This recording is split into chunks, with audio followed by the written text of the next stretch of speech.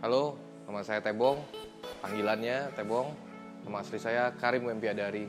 Saya founder dari Starcross.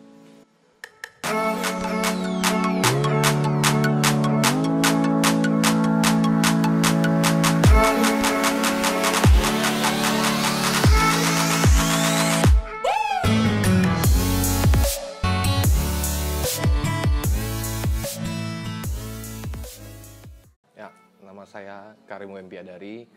Saya lahir di Belitung, 4 September 1984. 35 boy, 35 masih muda nih, bisa diadu nih. Ayo kita ke kampus, kita deketin cewek, mana yang menang? Lahir di Belitung, SD SMP di Pangkal Pinang Bangka, SMA di Lampung, akhirnya tinggal di Jogja. Jadi setengah hidup saya udah di Jogja nih. Bapak orang Jawa, lahir di Purwokerto, ibu orang Bangka. Bapak ketemu ibu di Belitung karena bapak kerja di Belitung. Lahirlah saya. Saya S1-nya di WI, Teknik Industri, S2-nya di Teknik Industri UGM. Saya dulu tuh dari pertama ke Jogja, dari pertama kuliah, memang saya tuh kerja gitu selain sambil kuliah gitu. Jadi kebetulan saya dikirim uang pas-pasan, bisa dibilang secukupnya lah. Dan keinginannya banyak, karena melihat Jogja, wow gitu. Kita anak cowok ya, main pasti kan. Ya, 2001 itu saya udah kerja di Grand Inspiration dulu. Bantuin sih, konsepnya bukan profesional kerja. Karena saya ngelihat, saya memang orangnya nggak bisa diem. Jadi bantuin motong stiker, lipatin baju, di situ teman saya kebetulan. Udah, 2003 saya masuk ke lingkungan distro waktu itu. Toko merchandise, band, segala macam. Karena saya memang interestnya di situ gitu.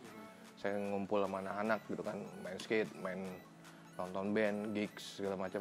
Ya otomatis kan meeting pointnya banyaknya di distro. Tahun-tahun 2002, 2003 tuh. Dulu tuh ada Larva, ada Bulbul, ada Molly.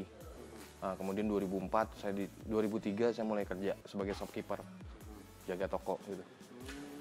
Dan kemudian ya memang background saya juga, saya senang desain grafis kan. Sebenarnya prosesnya berat ya. Kalau dilihat berat, kalau dilihat akhirnya lulus juga gitu kuliahnya. Tapi kan sebenarnya balik lagi ke orangnya gitu. Kita komit kan terhadap apa yang kita cita-citakan gitu. Cita-citanya kan yang jelas kita selesai kuliah nih S1. Cita-citanya selesai kuliah S1 dengan nilai yang cukup. Kemudian hobi dan ketertarikan terhadap sesuatu hal bidang apapun itu sekedar support kita buat senang aja gitu. Jadi kita sebagai manusia bisa ngatur manajemen waktunya gitu. Mana yang prioritas, mana yang enggak. Kayak saya main musik juga gitu kan, akhirnya saya jadi musisi gagal gitu kan. Tapi ya udah gitu. Akhirnya saya menemukan jalannya, bukan musisi yang saya cari gitu. Ya mereka nggak masalah, toh kamu bisa bagi waktu kok. Yang mereka tekankan adalah kamu kapan selesai kuliah, nilaimu berapa. Ya sudah sampai situ gitu kan. Mau anaknya kerja jaga toko, nongkrong, mau gimana. Kan kebetulan orang tua juga nggak di Jogja juga waktu itu. Jadi istilahnya mereka controllingnya ada di output nilai. Zaman kami dulu kuliah, nilai itu sampai rumah.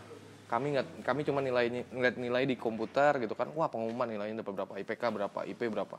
Tapi di rumah itu udah nerima tuh transkrip nilai. Itu yang bahaya sebenarnya. Saya sempat diomelin setengah jam di telepon zaman dulu ketika IPK-nya 1,7 di 2 semester.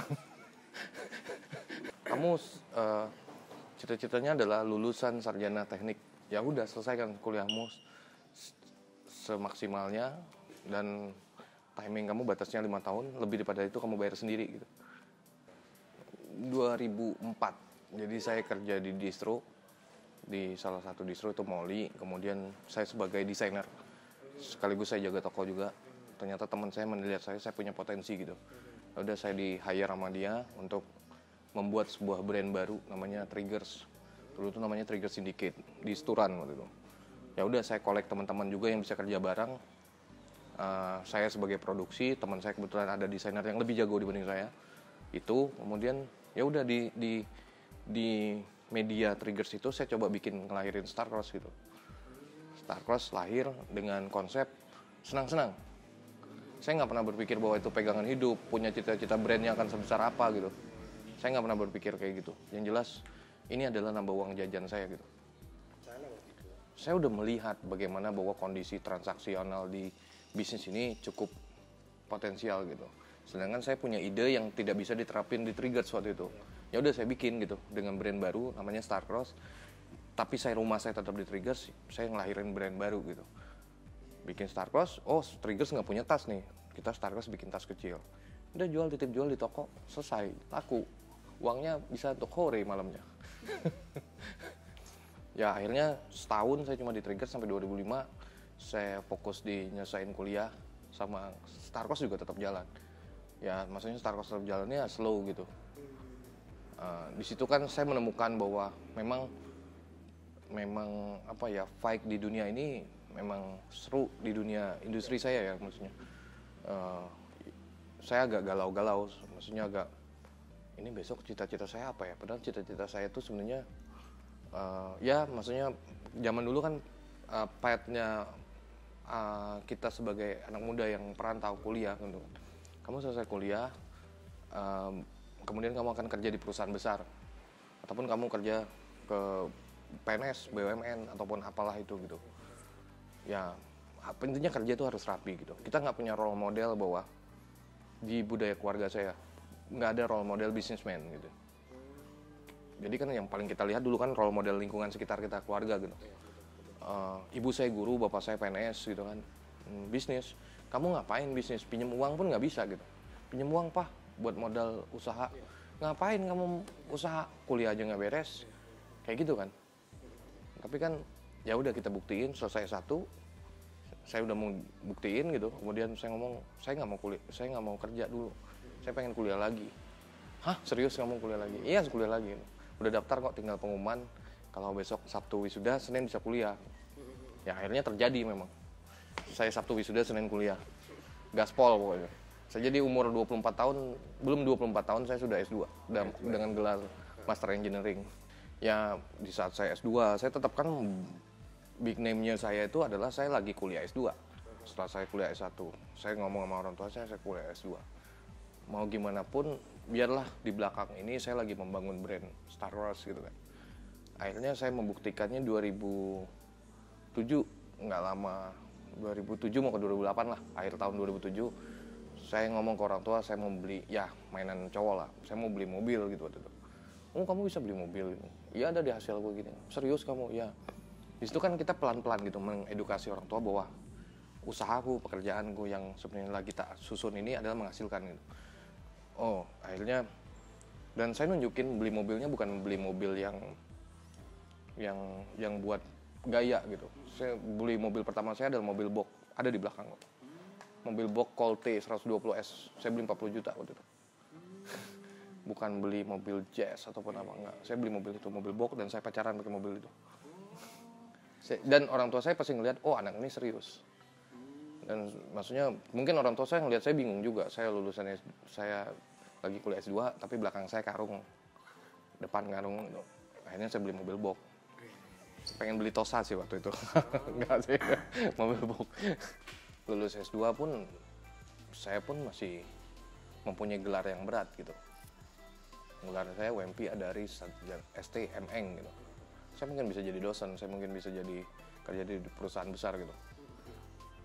Cuma saya berkomitmen bahwa saya breakthrough bahwa makin tinggi kalian sekolah, makin tinggi tingkat pendidikan kalian, harusnya kalian berpikir untuk menciptakan lapangan kerja, bukan kalian bersaing dengan orang yang tidak beruntung bisa kuliah.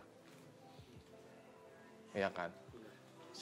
Itu hati kecil saya ngomong ini harus terjadi gitu. Saya membuktikan bahwa saya nggak akan kerja dimanapun, saya harus membesarkan Starcross, saya harus tumbuh dengan Starcross. Saya harus menciptakan lapangan kerja. Itu aja sih. Starcross itu dari judul lagu sebenarnya. Ada band S namanya, band Irlandia. Itu band indie rock gitulah. Waktu di era 2004 itu maksudnya sesimpel itu saya bikin brand. Saya dengar lagu itu, lagunya enak, saya lagi galau-galaunya, saya lihat cek liriknya, notasinya enak, saya cek lirik. Saya kan kalau dengan lagu bule kan bukan karena lirik. Maksudnya dengerin musik tuh bukan karena notasinya gitu. Kemudian saya cek liriknya, oh bagus juga artinya. Sebenarnya lagu cinta gitu, cuma itu filosofinya dia rela mati gitu untuk mencapai sesuatu keinginannya, cintanya. Ya udahlah, coba Starcross aja deh. Sebenarnya lintasan bintang gitu, melintasi bintang. Modal awal saya 500.000. 500.000 tuh nggak banyak, dikit. Mungkin kalau nilai sekarang tuh mungkin ya 10 juta atau 5 juta lah. Ya meskipun sampai hari ini maksudnya disuntik, tetap suntik. Makin tumbuh kan makin besar, terus digulungin gitu. Wah, dulu dari lantai 2 rumah ibu, kamar doang, barang, tidur sama karung, tidur sama kain. Apapun yang kalian kerjakan, lakukanlah secara konsisten. Apapun yang jelek pun kalau secara konsisten tuh pasti jadi bagus gitu. Maksudnya saya ngambil contoh nih ya. Jadi quote-nya apa ya? Ambil contoh Butekluk tuh bisa rame itu karena dia jualan dari tahun 84. Butekluk, perumpamaan Butekluk. Ya, dia jualan gudeg, terus akhirnya gudegnya terkenal sekarang. Saya yakin juga di kota-kota yang lain juga kita ngomong yang jualan duren, apapun yang jualan makanan yang apapun, selama kalian melakukannya dengan hati dan cinta dan kemudian kalian tetap terus melakukannya, itu pasti jadi kok. Mau itu kalian usaha, mau itu pun profesi kalian, saya yakin kalian akan jadi besar kok. Jadi kalau cerita nih 2004 sampai 2009 tuh fase dimana menentukan. Kemudian di 2009 selesai saya S2 2008 itu menentukan ini bulat tekad hidupku. Ya 2009 bikin toko, menikah, terus sampai sekarang gitu, sampai saya punya banyak brand gitu di bawahnya, adik-adiknya Starcross gitu, ataupun punya usaha-usaha lainnya gitu.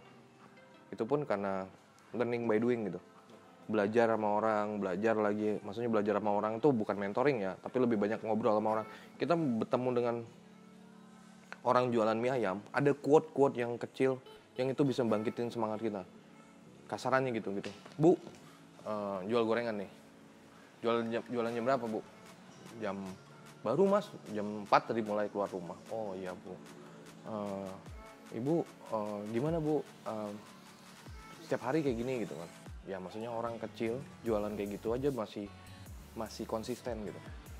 Masa kamu yang sekolah punya ilmu, kamu nggak bisa konsisten dengan apa yang kamu ambil usahamu gitu. Ya hal-hal kecil sepele kayak gitu kan banyak bisa kita pelajarin. Zaman kami dulu saya kuliah tuh nggak ada campaign tentang yang entrepreneur gitu. Minim, bukan nggak ada ya, minim sekali. Dan kita ngelihatnya bahwa ini bukan bisnis. Kalau saya jujur ngelihat ini bukan bisnis, ini hobi awalnya. Hobi bagaimana kita mengeluarkan karya. Saya bikin desain kaos, grafis, kemudian disukai teman-teman saya. Ya udah karya itu. Kemudian itu kalau ada impact-nya, ada hasil profit di situ, dan itu adalah bonus gitu kan. Berjalannya waktu, kita mikir kita meng-hire orang itu pun membesar, banyak gitu. Kita harus memikirkan mereka, gimana mereka masih bisa hidup di payung ini gitu. Itu yang bikin kita tumbuh bareng gitu. Itu yang bikin kita punya tanggung jawab. Saya sebagai leader otomatis memikirkan mereka gitu. Harus tumbuh kembangnya, harus terus ini ada hadir gitu. Di sini ada yang teman-teman saya yang kerja bareng sama saya udah 12 tahun sama saya. 12 tahun, 10 tahun. Jadi cukup lama gitu. Makanya kita di sini bukan bekerja lagi, udah kayak keluarga gitu. Maksudnya as family itu udah kuat banget gitu. Sebenarnya brand clothing tuh bukan kalian bikin baju, desain bagus, kalian pinter jual gitu. Yang paling utama adalah soul-nya kalian, identitas kalian ada di movement independennya. Kalian bisa support komunitas musik, support teman-teman yang baru ngeluarin album, kalian bisa support skater, kalian bisa support mereka kreatifnya, apapun itu yang menjadi identitas brand independen sendiri. Kalian bukan bikin baju. Kalau kalian bikin baju ya kenapa nggak jual di Ramayana aja? Ya kalau kita ngomong support positif ya otomatis karena kita punya lingkungan yang positif dan kitanya positif juga. Kita jadi orang baik, kita akan berteman orang baik. Kita akan berteman dengan orang jahat, kita akan jadi jahat. Ya meskipun nggak semuanya kayak gitu, tapi kan yang jelas tujuan kita baik gitu. Tujuannya misalnya kayak ada salah satu band gitu, mereka mau ngeluarin album, kita support mereka pun akan impactnya baik ke kami, kemudian mereka pun bisa manggung di Starcross gitu, event Starcross, event apapun gitu, kita pun mengenalkan mereka. Yang kayak gitu kan maksudnya beriringan gitu ya, nggak bisa enggak gitu. Berarti besar. Di bisnis industri kami itu komunitas tuh sangat besar. Kalau saya ngomong ada beberapa brand yang tidak support community, banyak dan sekarang besar, tapi pasti mulainya dengan kapital yang besar. Dan mereka dengan jurus-jurus marketing yang mereka pakai ya itu wajar lah, itu ada di buku gitu. Saya nggak yakin bahwa mereka bisa bertahan lama, itu aja cuma. Memang dan itu sudah ada sebelum-sebelumnya. Yang cuma bikin brand kemudian nggak ngapa-ngapain di lingkungan sosialnya ataupun lingkungan komunitasnya, itu nggak akan jadi. Banyak yang sudah mati. Saya pun sebenarnya sangat menyayangkan gitu. Kenapa sih sebenarnya brand ini muncul kan bukan brand Star Wars ya. Brand industri ini muncul karena pergerakan independen sendiri gitu. Dulu ada distro namanya ataupun toko merchandise, itu sebenarnya kan tempat nongkrong anak musik, anak kreatif, anak muda gitu. Saya kasarannya gini, saya dulu pendahulu saya banyak lah. Star Wars itu kan sebelumnya bukan brand yang bagus ya, maksudnya kita awal memang belajar itu pastilah, kita di ece orang ataupun dijelekin tuh wajar gitu, karena kita proses pendewasaan kita gitu. Sebelumnya tuh ada triggers, ada slacker, kita selalu belajar, yang penting mau belajar inovasi dengan kondisi market sekarang gitu. Ataupun Uncle 347, Oval, Rockman gitu, brand-brand pendahulu kami gitu. Sampai hari ini pun mereka masih ada, ataupun yang sudah ganti bisnis pun ada gitu kan. Dan itu masih jadi bahan kita untuk belajar gitu, ataupun brand-brand internasional lainnya gitu. Kita ngomong Supreme, kita ngomong Stussy, kita ngomong Vans, kita ngomong The 100, banyak brand lah yang bisa kita pelajarin gitu. Itu yang bikin kita tetap ada gitu. Saya ditinggal partner kerja satu, jadi tim salah satu, itu udah pasti hal yang berat sebenarnya kalau dari segi sistem perusahaan gitu. TikTokannya udah bikin pemain baru nih, kebayangkan kalau main bola kurang satu pemain pasti bolongnya banyak. Nah, ataupun mengganti pemain baru yang kita ngoper bolanya tuh udah nggak pengen lihat tuh, tahu bolanya kemana. Itu satu pastilah. Yang kedua, kalau ngomong dinamika usaha, kita nggak usah ngomong teknis ya, dimana kita ditipu orang, barang yang nggak sesuai datang ataupun apa, itu biasalah, itu udah pasti dinamika. Yang paling berat sih kayaknya tahun ini deh. Tahun ini pandemi. Ya, maksudnya itu berat buat saya menghadapi, karena kebetulan kami lagi punya planning yang cukup besar. Banyak planning kita yang Star Wars itu kan udah 24 toko di seluruh Indonesia. Sebenarnya kita mengejar 30 di tahun ini gitu. Dan kita sudah produksi banyak, malah pandemiknya jatuhnya di masa panen kami gitu, panen industrinya kami. Itu yang berat sebenarnya. Idul Fitri, Ramadan gitu kan. Kalau dia jatuh bulan normal mungkin sakitnya nggak terlalu dalam gitu. Tinggal balik lagi kan, misalnya ini memang ujian, dan sekuat apa sih brand kalian ataupun perusahaan kalian untuk menghadapi ini. Kalau kalian lolos lah, kalian the real entrepreneur gitu. Kalian bisa membawa kereta apinya berjalan terus gitu. Kereta apinya apakah nggak balik ataupun jatuh dalam jurang, kita nggak tahu. Mentalnya itu sebenarnya down. Kalau ngomong down ngelihat, kita udah proyeksi kan, proyeksi bahwa ini kejadiannya bakal kayak gini nih, toko bakal tutup beberapa, demand-nya udah pasti turun, drop drastis gitu kan. Tapi kan balik lagi mentalnya, saya berkaca gitu dalam diri saya gitu. 15 tahun saya usaha gitu, kondisinya growth pelan-pelan gitu kan. Kalau ngomong dinamika udah pastilah saya bisa lolos gitu. Ini ujian banget, balik lagi saya menguatkan diri saya gitu. Harusnya untuk hal yang tidak terlihat kayak gini, ataupun bukan masalah dalam kita, yang paling sering menjatuhkan sebuah brand ataupun perusahaan tuh sebenarnya dalam. Eksternal tuh harusnya nomor 2. Ini kalau kita ngomong pandemi kan sebenarnya nomor 2, luar ya.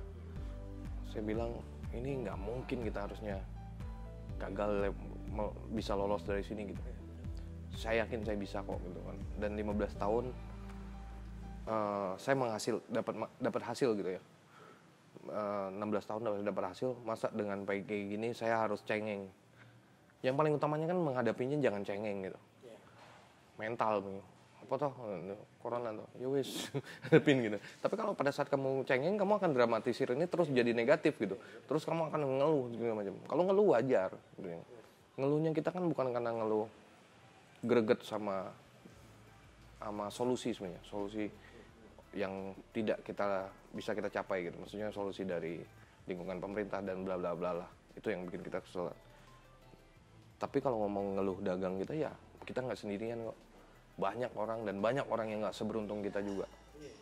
Makanya saya langsung berkomitmen bahwa saya ngomong sama HRD saya, kita nggak ada PHK, gimana pun saya nggak akan ada PHK. THR kasih full, tak perjuangkan. Tetap silakan tanya data sama mereka, tidak ada. Nggak ada. Saya pengen membuktikan ke mereka bahwa kita kuat. Mereka nggak perlu tahu saya tahu dapat dari mana uang kasarannya. Tapi ya saya bisa membuktikan bahwa mereka pun pasti tahu bahwa tetangganya, saudaranya ada yang kurang beruntung gitu. Yang saya pesankan, kalian bersyukurlah, besok kita kerja harus jadi lebih baik. Obituari, saya membayangkan kalau saya mati saya jadi apa. Siapa yang layak, siapa yang sedih. Itu aja konsep hidup saya. Kebayang kan? Saya pengen diantar teman saya banyak. Saya pengen teman saya menghadiri pemakaman saya. Pengen teman saya sedih. Saya pengen banyak orang yang menyedihkan saya. Nggak ada. Itu yang saya bayangin gitu. Ataupun saya meninggal dengan kata orang Islam sih bagus ya, malam Jumat yang kayak gitu. Itu yang saya bayangin gitu. Semuanya whole package sih, nggak bisa ngomong. Kalau ngomong orang tua udah pasti, kita ngomong itu mereka mendidik kita sampai hari ini udah pasti kan. Ngomong sekarang saya udah berkeluarga, istri saya, anak saya udah pasti. Tim saya di sini sekarang udah pasti yang mendukung kita. Kita kereta api yang sama dengan gerbong yang berbeda-beda, dengan isi yang berbeda-beda, tapi tujuannya sama gitu. Kalau ngomong pencapaian sih sebenarnya masih banyak achievement yang belum saya sampai gitu kan, untuk bendera Starcross gitu. Tapi secara saya personal, pencapaian saya itu udah ada yang kling checklist gitu kan. Saya punya teman kerja ikut saya 12 tahun. Dia dari bujangan sampai sudah berkeluarga dan jadi kepala rumah tangga. Punya anak, punya istri gitu kan. Dan beberapa itu, nah itu yang bukan ya maksudnya lebih dramatis di emosional saya gitu, hidup saya. Bukan. Jadi istilahnya, oh ini teman saya masih bisa di bendera yang sama sama saya, dan dia masih piye mas kayak gitu kasarannya. Mas besok aku harap rapi loh. Itu ceng. Oh ya. Kapan? Oke. Besok mas, anakku besok lahiran. Yang kayak gitu kan. Dan mereka masih ngobrol sama aku gitu. Mereka sesimpel itu gitu. Kalau ngomong secara teknis ya, Starcross masih pengen punya 30 toko. Starcross gimana jadi bukan aset Jogja lagi, aset Indonesia gitu. Maksudnya Starcross dikenal dengan Jogja base, home base-nya Jogja. Gimana Starcross besok di Jepang orang ingatnya Indonesia gitu. Kasarannya gitu kan, cita-cita impian. Ataupun di US sana gitu. Brand yang bisa membanggakan lah.